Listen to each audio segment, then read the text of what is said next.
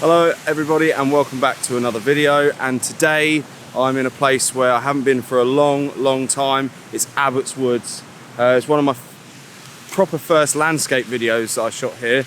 The images were okay, the edit's a little bit questionable, but you know, it was a learning curve, and obviously I'm back out here to try and do this landscape a little bit more justice. I'm not alone this time. He's back out. Look, there he is. Let's go and have a word with him. Let's go and have a word. Is it good to be back out, Gaz? Buongiorno. Yeah, he's back out, and he's feeling a bit happier at the moment as we've just trekked through all of this harsh mud, and we've just found this nice little pond area, and there's actually some geese. The Canadian geese, aren't they, Gaz? Yeah, Canadian geese, and they're over there. So he's rocking out the Sigma big boy 600, so he's happy for the next few hours. But for me, I haven't got my 600. I have got a 200mm with a teleconverter, so I can always break that out if need be. But I'm gonna have a wander around here because there is some nice trees, and fingers crossed I can find something here today. So as you can see, we haven't moved away from the lake. We've only walked a little way around. We're really liking this area. Gary's still trying to get the geese to come over and say hello. He hasn't been successful. He's been having a bit of a paddy still. No.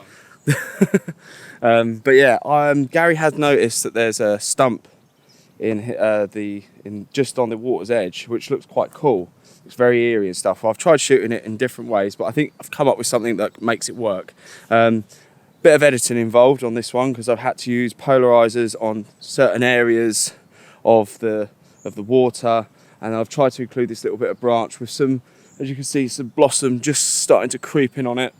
And then I've taken one for the background and sky sort of thing. So I'm gonna have to do a bit of exposure blending and things like that on this, and focus stacking, but I think it should work. It's unusual, but I think it should work. But my settings are very simple still. F11 just to note, so I've got full sharpness throughout front to back. Obviously I have focus stacked it as well. And then obviously it's getting the polarization right is the key for this.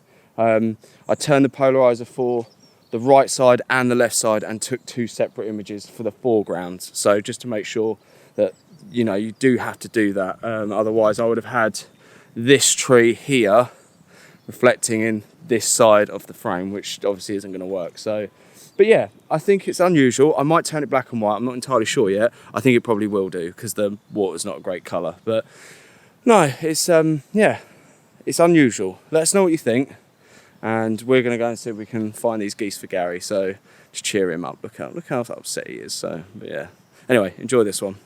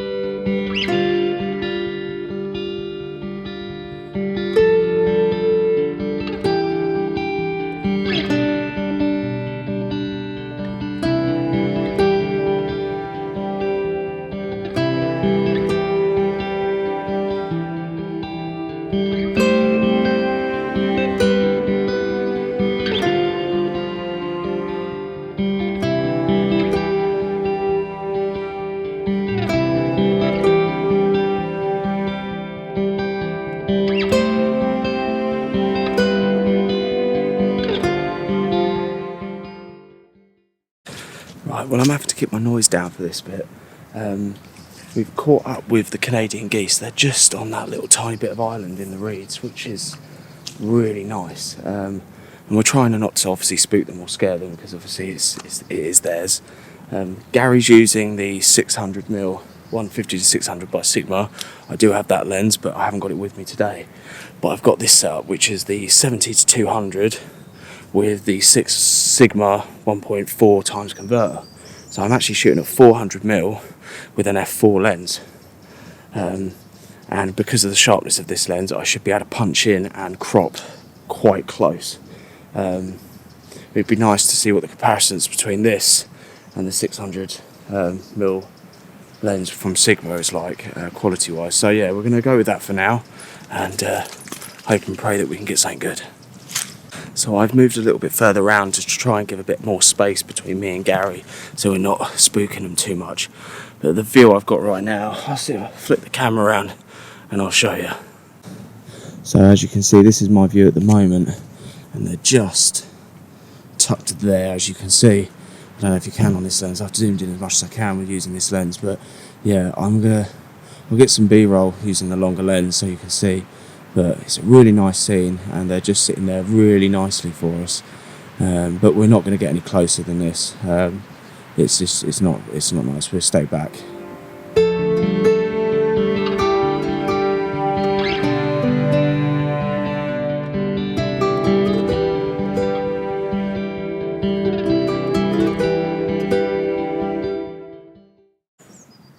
So we're still photographing the geese. They're just there on that little bit of island. I've actually swapped out the Sigma 1.4 converter off the lens. I'm having a bit of problem with focusing, so I've got a feeling I might invest in one of those Sigma docks and try and see if it's that's the problem. Because unless I manual focus with it, it says it's not sharp at all, even though it says it's focused. So I've taken it off. I don't need it at the moment anyway. They're really close. Even with the 200mm lens, I can still crop in quite a lot, so it's not too bad. But I've taken a few close-up-ish shots using that setup, but I've actually pulled right back, and I'm trying to photograph the scene that they're sitting in, which is this beautiful island while they're in the reeds. And there's some nice creepy trees behind them as well. So yeah, I've photographed that. I've tried to focused on the geese themselves, and then I've just let it try to soften in the background. So I've shot it at f5.6, exposed for the highlights, ISO 100. Simple as that. But no, we're going to carry on walking around the lake, and then that is our journey for today, and then head off home. So it's only, it hasn't been a massive walk, but we haven't needed to. It's just, it was only 10 minutes away from the car, and it's a beautiful location. So yeah. I like this one. I'm quite eager to see how this one comes out myself. So yeah, and if it's any good, you're going to see it in about 2 seconds. If it's not, then let's move on. So.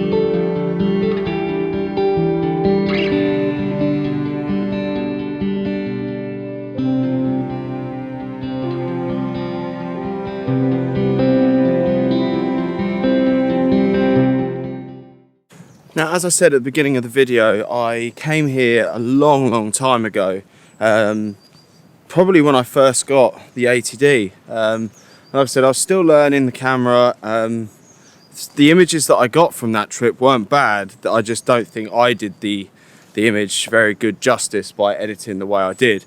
I might even re-edit them and post them at some point, or just for my own peace of mind and just do it anyway.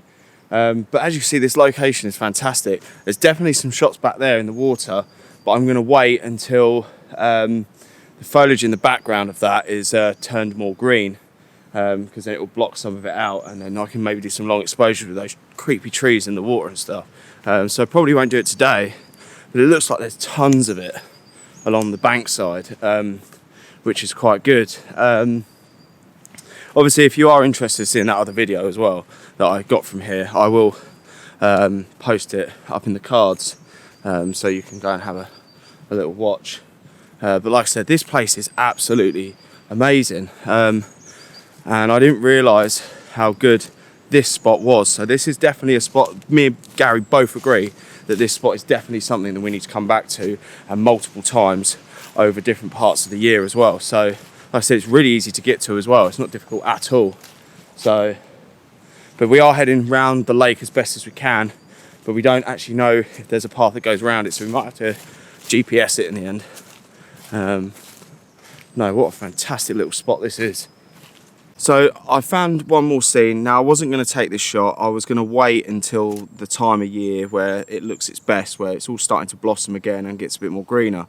But this shot caught my eye because of the way that it's quite a way away. I'm on the 70-200, so I need the compression for this to bring the background really close into the subject. And there's a tree with a load of mushrooms growing up in stages, and then obviously you've got these weird twisty trees that are nicely framed in the background. So it's I took two shots. I've got an f11 version and an f4. Just looking on the back of the screen, the f4 will probably be the one I go for, just to soften that background so your eyes aren't being drawn too crazy out the frame or in the frame, because it is very crisscross in the background. But yeah, main focused on the mushrooms, and then just let it flow off into the background, and just keeping an eye on those highlights as well, because obviously we're in a bit of an opening here, so obviously it's it keeps catching on that mossy tree with all the mushrooms on.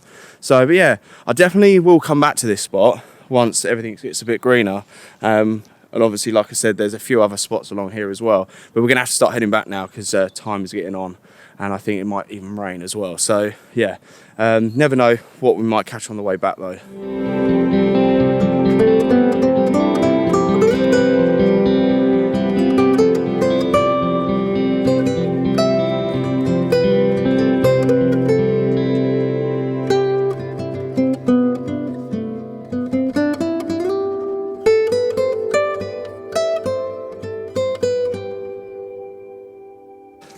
Right, we are calling it a day. We're heading back to the car now.